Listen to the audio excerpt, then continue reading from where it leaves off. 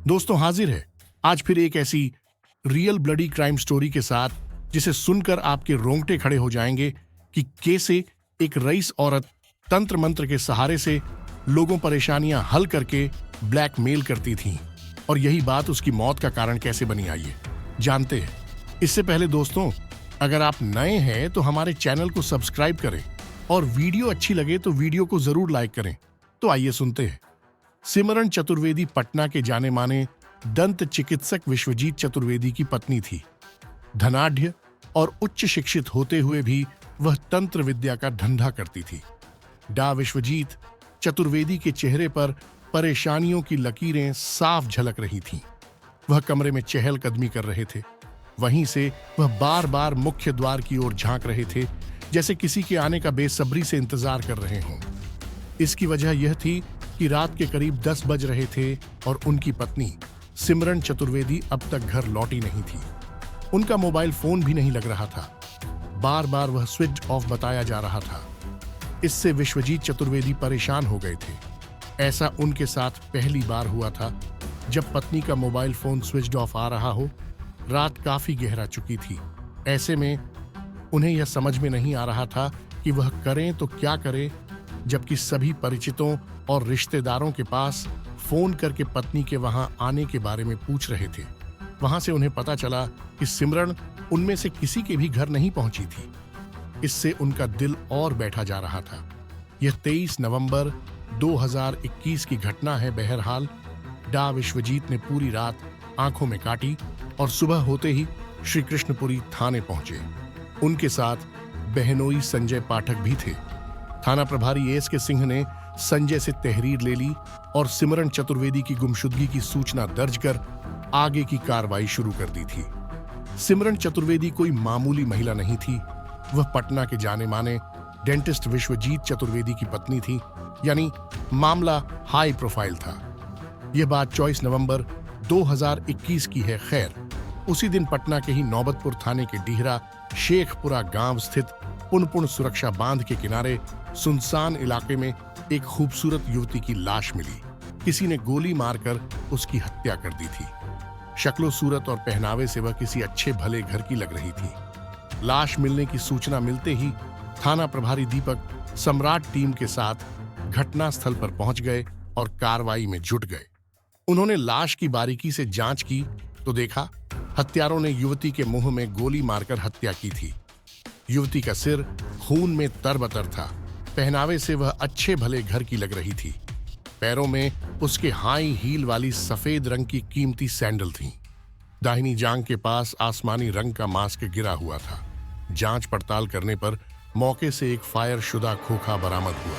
मौके से बरामद सभी सामानों को पुलिस ने अपने कब्जे में ले लिया और इसकी जानकारी दीपक सम्राट ने डीएसपी और एसएसपी उपेंद्र कुमार शर्मा को दे दी। मौके की प्रारंभिक कार्रवाई करने के बाद लाश पोस्टमार्टम के लिए एम्स पटना भिजवा दी। थाना प्रभारी दीपक सम्राट ने पटना के सभी थानों में लाश की फोटो भिजवा दी, ताकि किसी थाने में किसी युवती के गायब होने का मुकदमा तो दर्ज नहीं है। लाश की तस्वीर श्री कृष्णपुरी थाने में भी पहुंची। फोटो देखकर थाना प्रभारी एस के सिंह चौंक गए। वह तस्वीर गुमशुदा सिमरन चतुर्वेदी से काफी हद तक मेल खा रही थी। फौरन उन्होंने फोन करके फरियादी संजय पाठक को थाने बुलवाया। उनके साथ उनकी पत्नी श्वेता पाठक भी थाने पहुंची। थाना प्रभारी एस के सिंह ने मोबाइल में आई वह तस्वीर उन्हें दिखाई जो नौबतपुर थाना पुलिस ने उन्हें भेजी थी। खून में सने फोटो को देखते ही ननद श्वेता पाठक पहचान गई। लाश उनकी भाभी सिमरन चतुर्वेदी की थी। फिर क्या था, सिमरन की हत्या की सूचना मिलते ही घर में कोहराम मच गया और रोना पीटना शुरू हो गया। थाना प्रभारी ने सबसे पहले मृतका सिमरन के फोन नंबर की कॉल डिटेल्स निकलवाई। इससे पहले सहदेव महतो मार्ग बोरिंग रोड स्थित सिमरन के ब्यूटी पार्लर पहुंचकर वहां के कर्मचारी राजू से पूछताछ की। राजू ने बताया कि शाम करीब 4 बजे मैडम के मोबाइल पर किसी का कॉल रिसीव करने के बाद वह पार्लर से यह कहते हुए निकली कि थोड़ी देर बाद लौटती हूं, फिर पार्लर बढ़ाकर घर चली जाऊंगी। लेकिन काफी देर बीत जाने के बाद भी मैडम घर नहीं लौटी थी। अब उनकी हत्या की खबर आई। राजू से पूछताछ करने के बाद थाना प्रभारी थाने वापस लौट आए थे। बहरहाल एस के सिंह ने सिमरन के फोन की कॉल डिटेल्स का गहन अध्ययन किया। 23 नवंबर 2021 की शाम 4:23 पर उनके फोन पर एक कॉल आई थी। फिर 6 बजे के बाद सिमरन का फोन बंद हो गया था। आखिरी कॉल का नंबर जांचने पर पता चला कि वह नंबर किसी रोहित सिंह के नाम था, जो पटना के पालीगंज थाना क्षेत्र के जलपुरा का रहने वाला था। पुलिस रोहित सिंह को उसके घर जलपुरा से पूछताछ के लिए श्री कृष्णपुरी थाने ले आई। थाने लाकर थाना प्रभारी एस के सिंह ने उससे कड़ाई से घंटों तक पूछताछ की। रोहित कोई आदतन अपराधी तो था नहीं जो पुलिस को यहां वहां घुमाता। वह तो पुलिस के सवालों से टूट गया था और रोते हुए कहा, क्या करता सर, सिमरन से मैं हार चुका था, उससे छुटकारा पाना चाहता था, पर उसने मुझे बर्बाद करने की बार बार धमकी देकर मेरा जीना मुहाल कर दिया था। इसलिए उसे रास्ते से हटाने की योजना बनाई और 4 लाख की सुपारी देकर उसे मौत के घाट उतरवा दिया। और फिर विस्तार से उसने पूरी कहानी पुलिस के सामने उगल दी। हैरान कर देने वाली कहानी सुनकर पुलिस ने दांतों तले अंगुली दबा ली कि मृतका सिमरन ऐसा भी कर सकती थी। रोहित की निशानदेही पर पुलिस ने सिमरन चतुर्वेदी हत्याकांड में शामिल 5 और आरोपियों कमल शर्मा, सूरज कुमार, पवन कुमार, रंजीत और राहुल यादव को गिरफ्तार कर लिया। इन सभी में राहुल यादव और रंजीत शार्प शूटर थे। सभी आरोपियों ने अपने अपने जुर्म कबूल कर लिए थे। हत्या में रोहित सिंह का नाम सामने आते ही मृतका के घर वाले हैरान रह गए थे, क्योंकि रोहित सिंह सिमरन का मुंह बोला भाई था। जिस मुंह बोले भाई की कलाई पर वह 2 साल से राखी बांध रही थी, वहीं उसका कातिल कैसे हो सकता है। वह यही सोच रहे थे। हाई प्रोफाइल सिमरन चतुर्वेदी हत्याकांड का खुलासा होने के बाद 29 नवंबर 2021 की दोपहर में एसएसपी उपेंद्र कुमार शर्मा ने पुलिस लाइन में एक पत्रकार वार्ता आयोजित कर इस केस के खुलासे की जानकारी दी। उसके बाद सभी को अदालत के समक्ष पेश किया, जहां से अदालत ने सभी आरोपियों को बेउर जेल भेजने का आदेश दिया। पुलिस की पूछताछ में इस हत्याकांड की कहानी कुछ ऐसे सामने आई। 40 वर्षीय खूबसूरत सिमरन चतुर्वेदी मूल रूप से बिहार के बक्सर जिले की रहने वाली थी। संपन्न घराने की सिमरन ने सन 2001 में डा विश्वजीत चतुर्वेदी से प्रेम विवाह किया था। विश्वजीत चतुर्वेदी उत्तर प्रदेश के गाजीपुर जिले के रहने वाले थे। डॉक्टरी पढ़ाई के दौरान दोनों के बीच में प्यार हुआ। फिर उन्होंने एक दूसरे को जीवन साथी बनाने का फैसला कर लिया। इनके इस फैसले पर इनके घर वालों ने भी स्वीकृति की मोहर लगा दी थी। कालांतर में सिमरन और विश्वजीत दोनों ही पटना, बिहार आकर रहने लगे। तब उनकी प्रैक्टिस कोई खास नहीं चल रही थी। बाद में दोनों की ही मेडिको केयर की दुकानें अच्छी भली चल निकली। शहर के माने जाने दांत के डॉक्टरों में से एक डा विश्वजीत को गिना जाने लगा था। उनकी पत्नी सिमरन ने हेल्थ केयर ब्यूटी पार्लर खोल लिया था और दुकान चलाती थी। इस प्रोफेशन में बेशुमार पैसे हैं, वह अच्छी तरह जानती थी। थोड़ी सी मेहनत के बाद सिमरन का भी पार्लर अच्छा चल निकला था और उसकी उम्मीद से कहीं ज्यादा पैसे घर में आने लगे थे। दोनों पति पत्नी अपनी कमाई से खुश थे। फिर बाद के दिनों में श्री कृष्णपुरी इलाके में कृष्ण कुंज अपार्टमेंट में रहने लगे थे। सिमरन खुद को तंत्र विद्या में पारंगत समझती थी। इस बात को उसकी पक्की सहेली पूनम बखूबी जानती थी। बताया जाता है कि सिमरन ने तंत्र विद्या की शक्ति से कईयों की डूबती नैया पार लगाई थी और उसकी बातें जो नहीं मानता था, उसे सबक सिखाने से भी वह नहीं चूकती थी। बात 2019 की है। पूनम भुटेड़ा रोहित सिंह नाम के एक युवक को सिमरन से मिलवाया, बताया कि वह काफी परेशान रहता है। इसकी कमाई में कोई बरकत नहीं होती है। कोई ऐसा उपचार कर दो जिससे इसकी माली हालत में सुधार हो जाए और वह भी सुख की नींद सोए। पूरी तन्मयता के साथ सिमरन ने रोहित की कहानी सुनी और सहेली पूनम को यकीन दिलाते हुए कहा, भरोसा रखो, जब तुम इसे साथ लेकर आई हो तो काम अच्छा क्यों नहीं होगा। भला अब यह मेरा मरीज है, मैं इसे खुद ही देख लूंगी। तुम मुझ पर आंख बंद करके यकीन कर सकती हो। इसके बाद दोनों हंस पड़ी। ठगा सा रोहित खिलखिलाकर हंसती हुई सुंदर सिमरन को अपलक निहारता रह गया था। सिमरन की नजरें रोहित की नजरों से टकराईं तो रोहित ने घबराकर अपनी नजरें दूसरी ओर घुमा ली। सिमरन को समझते देर न लगी कि इश्किया नजरों से रोहित उसे ही देख रहा था। यह देख हौले से वह मुस्कुराई। फिर अपनी आप बीती रोहित ने सिमरन को सुना दी। करीब 35 वर्षीय रोहित सिंह मूल रूप से पटना के पालीगंज थाना क्षेत्र के जलपुरा का रहने वाला था। उसके परिवार में माँ बाप, भाई और बहन थे। बहनों की शादियां हो चुकी थीं। अपने परिवार के साथ वे ससुराल में खुश थीं। खूबसूरत रोहित भी कुछ कम नहीं था। वह मेहनतकश और कर्मठी किस्म का इंसान था। इंजीनियरिंग की पढ़ाई कर रोहित ने पटना में ही एक प्राइवेट फर्म में 50,000 रुपए महीने की नौकरी ज्वाइन कर ली थी। मनचाही मिली नौकरी से रोहित बेहद खुश था, लेकिन उसकी किस्मत में यह खुशी ज्यादा दिनों तक नहीं टिकी रह सकी। जिस काम में भी वह हाथ डालता था, काम बनने की बजाय बिगड़ जाता था, जिससे रोहित कर्ज में डूब गया। ऐसे में उसकी प्रेमिका पूनम भुटेड़ा सहारा बनी थी।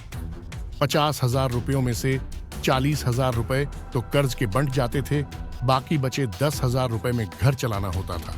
इससे रोहित बहुत परेशान रहता था। दरअसल रोहित ने अपने क्रेडिट पर एक बड़ी रकम बालू कारोबारी अपने बहनोई को दिलवा दी थी। बहनोई का कारोबार रफ्तार भी नहीं पकड़ पाया था कि एक सड़क हादसे में उनकी मौत हो गई। बहनोई की मौत से रोहित बुरी तरह टूट गया। इस चिंता में वह डूब गया था कि इतनी बड़ी रकम आखिर वह कहां से भरेगा। बताया जाता है कि सिमरन तंत्र साधना के लिए एक कब्रिस्तान में जाकर अपनी कलाई काटकर खून भी चढ़ाती थी। इस बात को उसकी सहेली पूनम जानती थी, तभी तो वह अपने प्रेमी रोहित को उसके पास लेकर आई थी। सिमरन ने रोहित की परेशानियों को सुनकर उसे चांदी का कड़ा दाहिनी कलाई में धारण करने का मशविरा दिया। साथ ही 4 अलग अलग रंगों की शर्ट भी पहनने की सलाह दी। रोहित ने सिमरन के कहे अनुसार काम किया। पहले दाहिनी कलाई में चांदी का कड्ढा धारण किया और फिर चारों शर्ट को बारी बारी से पहना। कल तक परेशान रहने वाले रोहित के चेहरे पर कुछ ही दिनों में खुशियां झलकने लगीं। सिमरन के टोटके और तंत्र मंत्र ने अपना असर दिखाया। उस दिन से सिमरन के प्रति रोहित की आस्था बढ़ गई और दोनों के बीच में मधुर संबंध बन गए थे। भले ही रोहित और सिमरन के बीच में मधुर संबंध बन गए थे, लेकिन पैसों के मामले में सिमरन किसी से समझौता करने वाली नहीं थी। रोहित से पूजा पाठ के नाम पर वह कभी 10,000 तो कभी 20,000 तो कभी 40,000 रुपए मांगती रहती थी, जबकि रोहित की माली हालत पहले से ही खराब थी। सिमरन द्वारा आए दिन रुपए मांगने से वह परेशान रहने लगा था। उसकी समझ में नहीं आ रहा था कि वह रुपए कहां से लाए। रुपयों की मांग से रोहित और सिमरन के रिश्तों में खटास आने लगी। रोहित अब सिमरन से हमेशा हमेशा के लिए छुटकारा पाना चाहता था, इसलिए वह चुपके से उससे अलग हो गया। लेकिन सिमरन भी कम शातिर नहीं थी। वह रोहित को इतनी आसानी से अपनी गिरफ्त से जाने नहीं देना चाहती थी। सिमरन ने उसे धमकाया। उसके देवर की हाल ही में मौत हो गई थी। सिमरन ने रोहित को बताया कि देवर ने उसकी बात नहीं मानी थी, तो उसने उसे दुनिया से ही रुखसत कर दिया। तुम भी गंभीर परिणाम भुगतने के लिए तैयार हो जाओ। सिमरन की बात सुनकर रोहित बुरी तरह डर गया। रोहित सिमरन और उसके काले जादू से छुटकारा पाना चाहता था, पर कैसे? रोहित डिप्रेशन में रहने लगा था। घटना से कई दिनों पहले की बात है। रोहित चाय की दुकान पर बैठा कुछ सोच रहा था। तभी वहां उसके दोस्त कमल शर्मा, सूरज कुमार और पवन आ गए। तीनों को अपने पास देखकर रोहित चौंका। फिर कुछ देर तक वे आपस में गप्पे हाँकने लगे थे, लेकिन रोहित के चेहरे पर वह चमक नहीं थी जो पहले हुआ करती थी। कमल शर्मा दोस्त रोहित को देखकर भांप गया था कि जरूर कोई ना कोई बात है। फिर उसने उसकी परेशानियों के बारे में पूछा। परेशान रोहित ने आखिर आप बीती दोस्तों से बता दी। सचमुच मामला काफी गंभीर था और जीवन से जुड़ा था। फिर क्या था? उसी समय सिमरन का काम तमाम करने का फैसला उन सभी ने ले लिया। इसके लिए कमल शर्मा ने 2 शूटरों रंजीत कुमार और राहुल यादव को 4 लाख की सुपारी देकर तैयार कर लिया। सिमरन की हत्या की सुपारी का पैसा खुद रोहित ने सिमरन से जमीन खरीदने के बहाने धोखे से लिया था और उसी पैसे से उसी की सुपारी दे डाली थी। योजना के अनुसार 23 नवंबर 2021 की शाम 4:23 पर रोहित ने सिमरन को फोन करके पूछा कि वह कहाँ है। इस पर सिमरन ने बताया कि पार्लर में है। राहुल ने कहा, एक जमीन देख रखी है, वहां चल करके देखना कि बिजनेस के लिए अच्छी होगी या नहीं। आप भी साथ चलती तो मेरा काम बन जाता। रोहित ने अपनी बात कुछ इस अंदाज में कही कि सिमरन चाह कर भी मना नहीं कर सकी और साथ चलने के लिए हामी भर दी। यही रोहित चाहता भी था। उसके जाल में सिमरन फंस चुकी थी। उसे क्या पता था कि मौत उसका इंतजार कर रही है। ब्यूटी पार्लर से निकली सिमरन फिर कभी लौट कर नहीं आई। इधर सिमरन के यहां करते ही रोहित के चेहरे पर कुटिल मुस्कान तैर गई। उसने यह बात दोस्तों को बता दी और योजना पर अमल करने के लिए तैयार हो जाने के लिए कह दिया। योजना के मुताबिक सिमरन को उसके पार्लर से लाने के लिए कमल शर्मा को कार लेकर उसके पास भेजा और दोनों शूटर रंजीत और राहुल यादव को नौबतपुर थाने के सुनसान पुनपुन सुरक्षा बांध भेज दिया था। घंटे भर बाद कमल शर्मा सिमरन को साथ लेकर पुनपुन सुरक्षा बांध के पास पहुंचा, जहां रोहित और उसके दो दोस्त सूरज पवन बेसब्री से उसका इंतजार कर रहे थे। उसे देखकर चारों चौकन्ने हो गए। नवंबर का महीना था। 5 बजते ही अंधेरा घिर चुका था। मौके पर कई लोगों को देखकर सिमरन घबरा गई, मानो उसने खतरे को भांप लिया हो। सिमरन ने रोहित से उस जमीन के बारे में पूछा जिसे देखने के लिए उसने बुलाया था। फिर रोहित ने एक जमीन दिखाई और जांचने के लिए उसकी थोड़ी सी मिट्टी उठाकर सिमरन को दी। मिट्टी देखकर सिमरन ने कहा कि बिजनेस के लिए अच्छी है। इतना कहकर वह कार की ओर लौटने लगी। तभी अचानक वहां 2 और युवकों को देखकर वह घबरा गई। दोनों में से एक युवक राहुल यादव के हाथ में पिस्टल थी। इससे पहले सिमरन कुछ समझ पाती, पिस्टल उसके मुंह में डालकर ट्रिगर दबा दिया। गोली गले को चीरती हुई दूसरी ओर से निकल गई। वह जमीन पर धड़ाम से गिर पड़ी। कुछ ही देर में उसका जिस्म ठंडा पड़ने लगा। सिमरन मर चुकी थी। शूटर रंजीत और राहुल यादव उसी बाइक पर सवार होकर फरार हो गए जिससे आए थे, जबकि रोहित सिंह, कमल शर्मा, सूरज कुमार और पवन कमल के कार में सवार होकर भाग निकले। आखिर पुलिस ने सिमरन चतुर्वेदी के कातिलों को गिरफ्तार कर उन्हें जेल की सलाखों के पीछे पहुंचा दिया। लेकिन मृतका की ननद डा श्वेता पाठक ने आरोपियों के तंत्र मंत्र और काला जादू वाले कथन को सिरे से नकार दिया। उसने कहा कि पूनम ने सिमरन से 35,30,000 रुपए का कर्ज ले लिया था, तो वहीं रोहित ने 30,90,000 रुपए उधार लिए थे। इसके अलावा अन्य आरोपियों ने भी उससे कर्ज ले रखा था। श्वेता पाठक ने कहा कि इन लोगों ने सिमरन से लगभग 83 लाख रुपए कर्ज ले रखा था। सिमरन इन लोगों से अपना पैसा वापस मांग रही थी। श्वेता ने बताया कि सिमरन जिस किसी को पैसे देती थी उसका विवरण अपनी डायरी में दर्ज करती थी और स्टाम्प पेपर भी तैयार कराती थी। पुलिस श्वेता पाठक के बयान की भी जांच कर रही है। इस पर पुलिस का कहना है कि डा श्वेता पाठक ने पुलिस को एक स्टाम्प पेपर की फोटोकॉपी दी थी जिस पर पूनम भुटेड़ा को 5 लाख रुपए दिए जाने की बात लिखी थी, लेकिन उस पर सिमरन के दस्तखत नहीं थे। अभी तक पुलिस डा श्वेता पाठक के बयानों की जांच कर रही थी और आगे की कार्रवाई कर रही है।